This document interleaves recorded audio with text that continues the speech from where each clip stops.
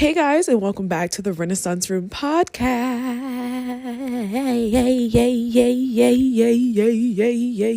Yes. Okay. And glad you're here. Glad you're here. So, we usually just get right into the podcast. We just get right into the episodes. Thank you to everyone who is streaming on Spotify. Be sure to leave a review. We do appreciate those over here. Okay. So, in today's episode, we're just going to be talking a little bit about the divestment, right, and men and relationships and things like that. That's kind of going on with women right now. And I'm going to be speaking, specifically to Black women. And I'm going to be speaking specifically about the Black woman's experience. And we start talking about the decentering of men and divestment and things like that. I am not going to premise this podcast on things like hate, things like, stereotypes. It's not really giving bitter, right? Like what I try to do when I do have conversations discussing our relational discourse, I try to be as productive as I possibly can be. I know sometimes I miss the mark. I know I've had some previous podcast episodes that maybe did not serve the agenda, but just know that I do try to keep in mind like objectivity, and I do try to keep in mind all the things that we go through as Black people, and I try to be as sensitive with the language as I possibly can. I definitely don't intend to offend anybody, so I just want to go ahead and preface that.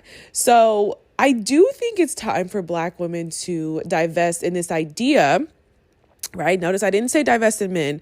I said divest in the idea and decenter, right, themselves from constantly looking in the mirror at what am I doing wrong? What is wrong with me? Right? My algorithm it's tailored toward a lot of different things on TikTok. And quite frankly, because our social interactions take place online and we no longer engage with one another in person. But even just drawing from my own personal experiences in the past, like it's still very prevalent and it's relevant. But at the same time, the things that, that are taking place online aren't always true per se. We do have to be mindful of certain fabrication and, just being blindsided. We don't really know the full truth because we don't know these people. But my point is, in terms of objectivity, we can look at social trends. We can, engage in dialogue in a way that I do think is productive and could be conducive to kind of draw some type of, I don't want to say conclusions, but we'll say hypotheses. Okay. So it's okay to use the media in that way, and that's kind of what I'll be referencing today. A lot of people talk about references and things like that. So, that's what we'll be pulling on today. And I understand this is not for everybody, but being that Black men and Black women have for a very long time, and at least now I would say this, it's more common than ever, have tried to figure out what is going on here, right? Like what is going on here? Why are we having these issues? Why are we struggling? Why are we, so I think, ultimately what I'll be saying won't be anything that's too taboo, and I'll try to refrain from being like an echo chamber, but at the same time, what I'm saying is not going to be anything new, right? So it's not going to be anything out the wazoo. It'll be pretty much things that I think a lot of us will be able to relate to. So when I talk about divesting in this idea that there is something wrong with you, that as Black women, here's what you're doing wrong. And I don't even think that this is just solely for Black women. I mean, I've seen white women engaging in these conversations as well. And the advice is always things like be mean, be this, be more of that, be less of this, right?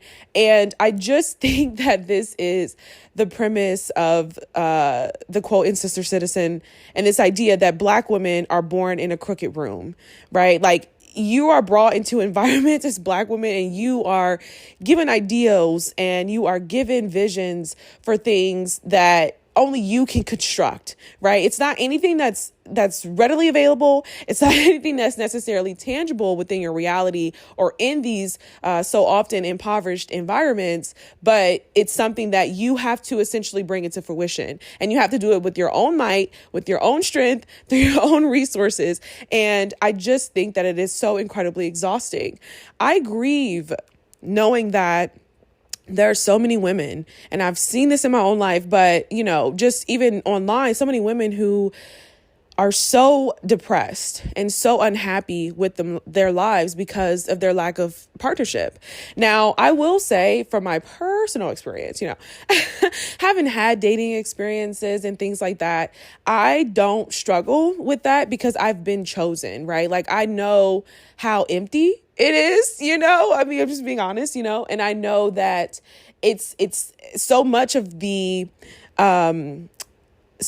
wrapping around I don't want to say black love because I don't think I've achieved that.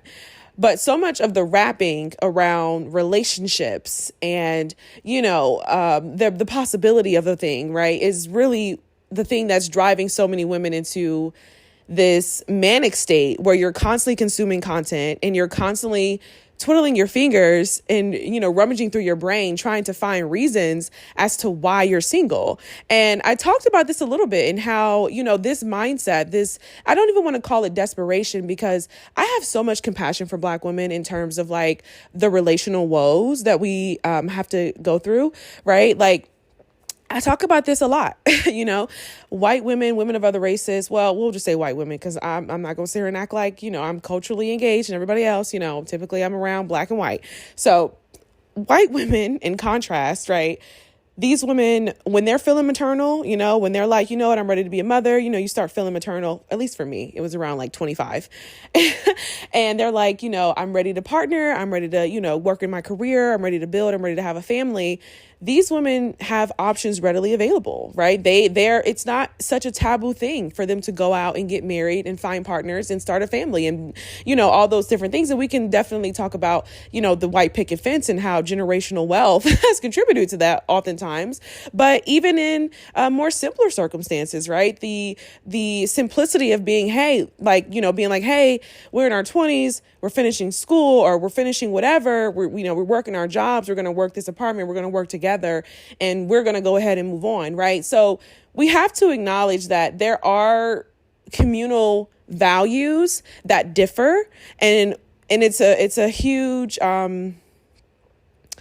blockage, for Black women and why Black women don't have that same path, why Black women have to oftentimes forego these relational desires, or if they pursue these relational desires, it is like bad apple after bad apple, regardless of the environment, regardless of the circumstance, regardless of the situation, right? I've been in situations where I didn't do things the right way, and it wasn't the best experience. I've been in situations where I didn't do things, the right way, and it's been a decent experience. I've been in situations where, I did things the perfect way, right? The absolute right way. I was everything that, all of the commentators, all of the YouTube the podcast guys, the life coaches, everything that they said that I should be as a Black woman, I was that. Okay. And it was a disaster. It was a disaster. And simply put, you can listen to me share this with you and you can, kind of exploit this vulnerability, because I think in a lot of ways, this is what we do to Black women, right? When Black women come out and share these experiences, we will refute that and we'll justify, whatever that it is that they shared and the heartbreaking experience that they've shared. And we'll say things like, well, you should have chose better, or you should have did this, or you should have did that. But, I don't think that would be productive, because it's a little too common. My experience wasn't anything that was singular. It was something that happened within the lives of many women. And the grievance of that, and what really made me start looking at it from a more wider perspective, was like, oh, this is not just, what I mean? Like, our relationships for Black women, it's like a lottery. You know what I mean? Like, there is no such thing as like the right way, the wrong way to be, and so forth. I mean, I've seen women who are married and they don't live their lives in this quote unquote right way, right? They don't model after a certain type of prototype in terms of being a wife and a mother. They were previous dancers, you know what I mean? And they've got some great guys, and I would actually venture to say that, they might be the ones who are like, what, I don't even really care to be with this person, but whatever, I don't know. But I'm just saying that Black women are taught that it's all these different things. And that is the reason why you're having the experiences that you're having. And when it comes to marketing, when it comes to all these different things, and I say marketing, but I more so mean like propaganda, right? Because it's kind of like the medical field. And in the medical field, if you tell them that something is hurting, they'll very easily provide you with some type of remedy. But there really is no cause or cure. There really is no cure they can provide you with, right? Because oftentimes, if you're taking something, there's a side effect of, you know what I mean? And so with that, it's just, I don't know, you guys, I just think it's important for just Black women to know that, like, adopting this mindset of continual fixation is going to lead you into predatory communities, and it's going to lead you into very vulnerable situations, and I gave the example of religion and how for a lot of Black women, especially today in the modern age, right, we have the rise of the Christian influencer. And a lot of women are making this very drastic life change, which is a beautiful thing if you want to live for Christ. Like, I'm totally with that, But the truth is that a lot of times it is rooted in a desire for a partner, and it is rooted in a desire to be a mother. And so if you were living your life one way and the relationships aren't working out and you constantly are being berated as a Black woman, right, there's no other woman that's being berated like you, right? There's no other woman who's under the microscope, such as yourself, for living her life as such, for having, partnerships or engaging in, relationships and romantic relationships and the ways in which you choose to engage and show up, right? Only Black women are constantly under this microscope and are constantly being told that you're doing something wrong, when the reality is that you're just existing and being a woman, right, who's heterosexual. So you'll fall prey. You will fall prey to some of these kind of like predatory practices, which sometimes can come in the form of like religion, religious services. And the reality is that, again, a lot of women gravitate and make these drastic changes because they feel like this is what I have to do in order to go about acquiring a man. And the thing about that is oftentimes it kind of works, right? Within religious communities, because there is anti-intellectual. So you already have people who aren't really reading. They're not really, They don't really have a genuine interpretation of the Bible. You have people who have, pastors rather, who have spent their entire lives within a congregation. So there's very limited experience, which means that there's very limited amount of wisdom that can actually be shared with the group, for the betterment of the lives of other people, right? A lot of times it is out of convenience. A lot of times it is out of a desire to feel powerful, right? What we don't oftentimes acknowledge is that religious communities take so many years off your life, right? They take so many years off your life. They take so much money out of your pocket. It's incredibly detrimental for a lot of Black people. And I'm not saying this is every church, but this is something that I've seen, and this is something that I know to be very true. And so when you've dedicated your entire life to this thing that is never given back to you, right, you're not really going to have much of a choice but to stay invested in that thing. And I think that's why you have a lot of people who become pastors, and, they're very exploitative. They get online, they go into these podiums, and the conversations is always Black women and fornication, right? It's never anything about Black men, right? You hear so much about their programs, their women empowerment conferences, Proverbs 31, but you'll never hear anything about Ephesians 5. You'll never hear anything about the ways in which men should conduct themselves, not just with their wives, but even in society, right? Most of these pastors don't have jobs. Okay. That's a modern thing today. Now they're not working. Most religious people are not working. They don't engage in the workforce. They don't really bring anything valuable to the marketplace. Right. And so it's very predatory. And so as a Black woman, and as we know, a lot of Black women are speaking up about this. I was reading a Substack where a writer spoke about this, how Black women dedicate so much of themselves to the Black church, all for the promises of, essentially living a more traditional life, having some of the things that other women possess and things that all women possess, right? A family, And so I think it's just so important. And I say this all the time, but it's so important for Black women to acknowledge that the reason reason why you're single, your relational status and things like that, I need you to be so conscious and so aware of the environment around you. I need you to be so conscious of the communal issues that persist within your community, right? Because what will happen is you will fall prey to these predatory practices. You'll start drinking the Kool-Aid. You'll start buying the courses. You'll start partnering with life coaches and supporting, their narratives or whatever the case may be. And it's like, it's not anything that you're doing specifically. You know what I mean? If you listen to a lot of these life coaches, as I have, I was someone who really was like knee deep in this, in my early 20s, because that was my priority, right? I was like, I'm going to focus on relationships. I want to be a wife. I want to be a mother. That's where my focus is going to be. That's the quote unquote feminine thing to do, right? This was kind of like at the height of Kevin Samuels, and you had all that rhetoric, and it was like, Black women are always focusing on their careers, and you had women coming out sharing very vulnerable moments online, talking about how they were lonely and et cetera and et cetera. And so you had a little bit of this fear mongering going on, which we only exploit within Black women, right? And I say this all the time. Black women are not able to be vulnerable. They're not able to essentially be women. Black women have to constantly prove that they're woman enough, or they have to fight for their womanhood and constantly defend their womanhood because they're not treated as women, and so me having that mindset that led me into these practices that I'm talking about, and that's what I could share, and so but you'll find that when you're investing in this ideas, or even when you're trying to draw conclusions on what you feel like is the reason why women are the way they are, and why some women are quote unquote getting these perfect guys, right? And I think this is right here. I want to kind of pause for a second.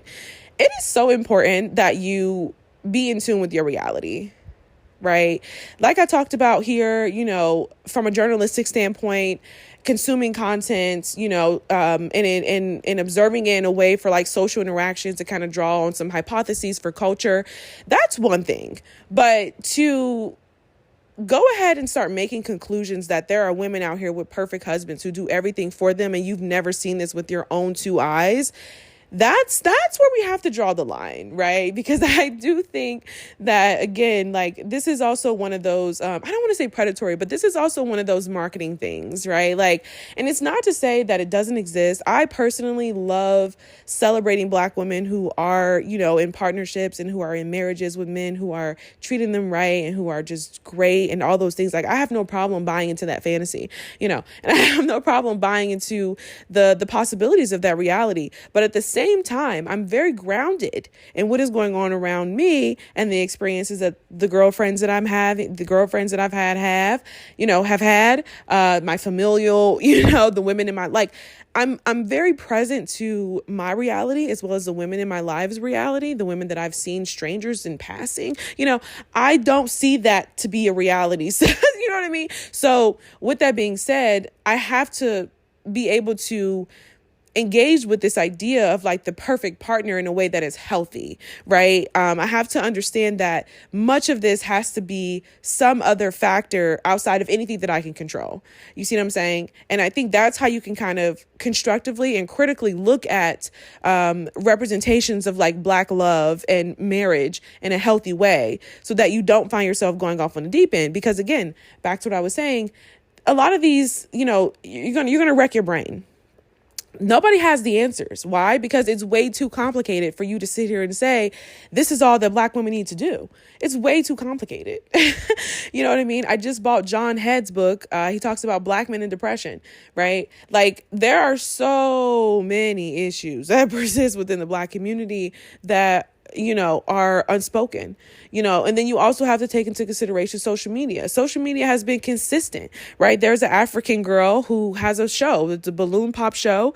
And, she goes around and it's exploitative. You know what I mean? It's very exploitive. It's horrible, and it's like, there's this constant, putting down of one another. There's this constant power struggles, and these things fuel very unhealthy dynamics within the minds of so many people. You have to understand, if you graduate high school, right? Or if you don't graduate high school, you are not, on average, you're not going to be someone who's engaging in independent study. You're not curious about the world around you. You're taking things as it comes. You're taking information as it comes. And so after a while, if this is the information that you're engaging in, Houston, we have a problem. Okay. Like, it's going to be really bad. Like, you're psychologically, you're going to be so unhealthy and so warped into hating Black men or Black women. You see what I'm saying? And so if you're not someone who's actively doing the work of deconstructing and you're not actively educating yourself, you're being educated by the media. And America's media has never fallen short in ensuring our dysfunction and our unhealthy relational dynamics. Okay. So you're taking a gamble. Oftentimes you're taking a gamble. You're taking a chance with the lottery, And so I just think it's important for women to understand that older women were never bitter. Okay. Older unmarried women or widowed women or women who decided they were divorced, they weren't getting married again, women who were childless, whatever, they were never bitter.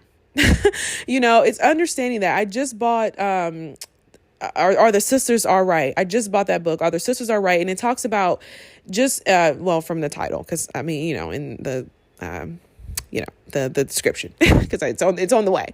But she talks in the book, it talks about essentially dismantling all of the negative stereotypes for Black women. And I think this is so important. I think Black women, I know for myself at least, I'm often willing to engage in dismantling certain myths and stereotypes and ideas I have, or prejudice I have rather, about Black men, right? And I'm willing to look at those biases. But I just don't think that Black women I don't think Black women spend enough time doing that work for themselves and for other Black women. You know what I mean? I think that that's what I mean when I'm talking about divesting and decentering. Like, it's not decentering men. If you're heterosexual, is that really possible? I don't know. But possibly, right? Considerably, right? I think that what we could really do, if I had to offer my opinion, I'm not here to give advice, but if I had to offer my opinion, I think we should get back to the basics. You know what I mean? I think we should get back to the basics, like high school, really work on building healthy friendships, work on building a healthy community with Black men and Black women in cohort, versus jumping off the deep end, trying to build this fantasy picture that is oftentimes modeled after nostalgia and after Europeanism, right? There's this book that I haven't cracked it open, but it's called The Way We Never Were, right? And it talks about America's depictions of the perfect family, traditionalism, and all these different things. And I think this is so important because, again, back to what I was talking about with critical theory, back to what I was talking about the lack of education, the lack of independent study as you get older, you have to understand that America sells a dream. That's why it's called the American dream, right? And what a dream is something that's, unfortunately, a lot of times, it's not really anything that comes to manifest, right? A dream is just that, it's the hard work, it's the planning, it's those things that bring a thing about. And even still, it doesn't always show up in the ways in which you envisioned, right? Sometimes it shows up better. Sometimes you get to that place and you realize there is no thing as a dream job, right? So I think we're old enough now that we can kind of, deconstruct from the idea of dreams, and we can engage with the idea of a dream in a constructive way that's not negative, but is also very realistic. Okay, I hope I'm talking to some adults here. So when I think about, like I said, I haven't read this book, but it's The Way We Never Were. And when I think about traditionalism, right, the nuclear family, all these different things, the first thing that comes to mind, obviously, is it's modeled after white America, right? And with that modeling being modeled after white America, we have to look into white Americans, right? White American culture. So it's this idea that, there was this perfect family. The wife was never X, Y, and Z.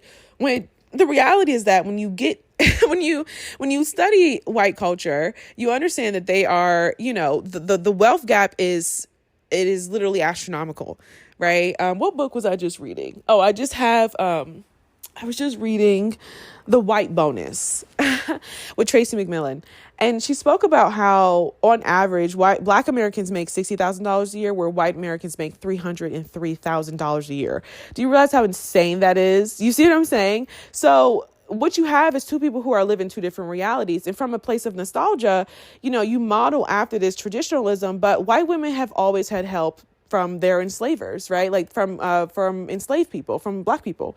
So it's just like, what are we really pursuing here? And I think so often, and I hope I explained that in a way that makes sense. I feel like I could have explained that better, but so often what is evident to me is that Black women are often chasing something that is not realistic, and it's not that you're unworthy. I think this is the problem that we have within the Black community due to the ways in which we've been conditioned to think about ourselves, is that as Black people, we fail to realize that the things that we have or do not have do not define our sense of self-worth, right? And if you're not consciously aware of that, if you didn't have a certain type of foundation, whatever the case may be, now is the time for you to start to put the pieces together in your life, right? It's important for you to acknowledge that, because American society is going to tell you that because you don't have certain things, you are not worthy. I do not believe that this ideology and this is a paradigm that plagues other cultures within American society. I only think it plagues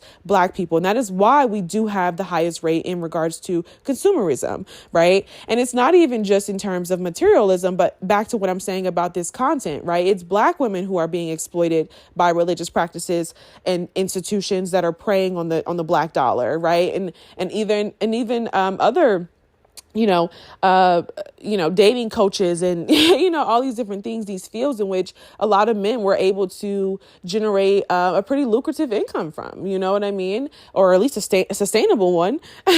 It's Black women who are being plagued by ideas about beauty and all these different things, it's us. And so that's what's driving us to consume. And it's really just based on things that just aren't true.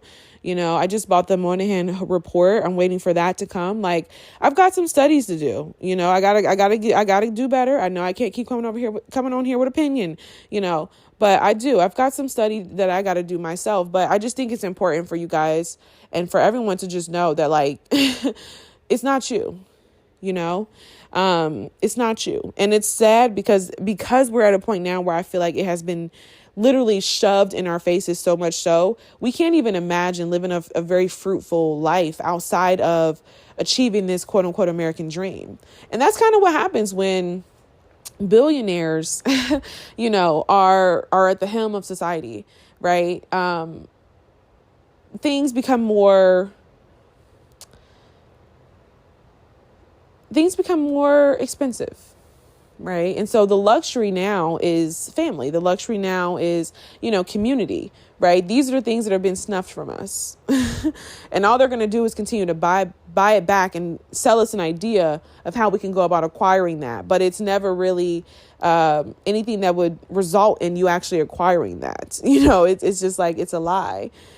So I just think it's important for Black women to just kind of acknowledge that, like, you are single for reasons outside of your control more times than not. I'm just being honest with you. Take it from someone who has done who's done the somersaults and who's, tried to figure out all of this information and engage in these conversations and figure out what it was that I was doing wrong and how to do it right. And all these, like, I'm telling you right now, and so when that's not the solution, right? When that's not the idea that they're selling us, they're then selling us the idea that you're better than the next Black woman. And that's a conversation that we could probably have for another day. But just to kind of get into it a little bit here, they sell us this idea that we're better than the next woman. So this is why you have Black women who are divorcing single mothers, right? And there's this continuous critique of single motherhood. There's this continuous pushing of the demonization of Black children, Black youth, Black mothers, right? And it's really a form of cognitive dissonance and self-preservation, right? For a lot of these Black women, it's heartbreaking to acknowledge that this could potentially be your reality, right? For factors outside of your control. It's easier to invest in this idea that if I can just be more like X, Y, and Z, perhaps more of, X, Y, Z being more of what they say I should be. If I could be less of what they say I should be, right? Or perhaps if I can model after Europeanism, right, in white women, then I can avoid this very negative stigma, which is the single mother trope. And so what happens is women forego sisterhood and they forego community and they just think that, well, if I don't have children, I'm better than her. You know what I mean? Or if I don't have this, I'm better than her. If I wear natural hair, I'm better than her. If I don't wear makeup, I'm better than her. Like, it's all of that right there. And it's like, when you really start to unravel that and you pull back some of the layers, it's rooted in this helplessness, and I think when you start talking about desperation and, Black women's desire for love, and nothing being wrong with that, it's really, that desperation is really rooted in helplessness. I don't think it's rooted in, and I know helplessness is oftentimes, linked to depression, but it's really rooted in, it's rooted in helplessness, because I think on a subconscious level, and if we're all being honest and we're being aware, we know that the truth is that for so many Black women, they are unpartnered and unmarried for things outside of their control. And so we buy into the idea, you have the media where it's like you have the successful woman, and the reason why she's single is because she's successful. You start buying into all these different ideas, and then before you know it, your life is not your own. That's just how it works, so it goes fast. Life goes fast. And, when I talk about this idea of having happiness and things like that outside of obtaining the American dream, it's not even a matter of me forcing you to do that. You know what I mean? I don't want to force you. Like I said, my experiences were a little different. I've had those experiences where I realized that this is very void. Okay, this is not, you guys are selling it like it's something, and you really get the package, it arrives, and it's not anything like they would ever, it can't possibly fulfill you in that way.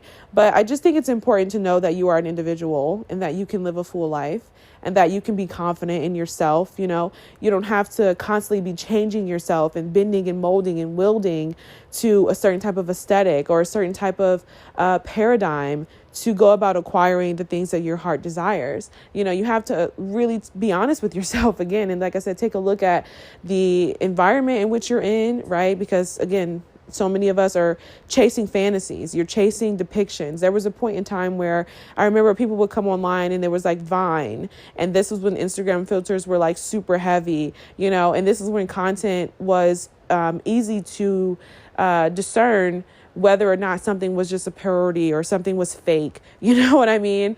And now here we are, fast forward, and we forgot that people do engage in the media in the same way, So what I mean by that is people are still selling you lies and fantasies, right? People are still creating these very crafty images that would make someone want to aspire to have, or you know what I mean? But it's like, it doesn't actually exist, so pay attention to your environment. What is real for you? That's important. That's important for you to know, because that's where you need to be grounded in. Like, we can all come online. We can, I think a healthy form of escapism is fine. I engage in social media. There's nothing wrong with engaging in social media. It's nothing wrong with deriving a sense of hope from seeing these beautiful images, right? But at the same time, pay attention to your environment. I know a lot of people like to, divorce their, I keep saying divorce. A lot of people like to divorce their environments. Why? Well, because reality can be very heavy. But I believe that, true courage is having the ability to dream with your eyes wide open. You know what I mean? That's where the strength comes from. That's where the confidence comes from. So many of us are checked out of the game. That is the game. Life is the game. And your hand is the one in which you have to play, and so engage with your environment. And then the second thing, again, and understand communal issues that have persisted within the Black community. When you understand this, you understand that one person, one woman cannot change the world overnight. Understand that what you're carrying is something that is incredibly heavy. And this is why I think it's so important for Black men and Black women to engage in African American studies, okay? To engage in Black studies, however you want to put it. Engage in the studies, okay? Because you have to understand what has taken place and why we are the way we are, okay? Understand that. What was the last thing I said? Just know that your experiences aren't singular. There's so many women who have had these experiences before you. There are so many women who are out there having the same experiences as you. And, just try to make the most of your life, because much of what people are selling you, it's just that. It's a product. Peace.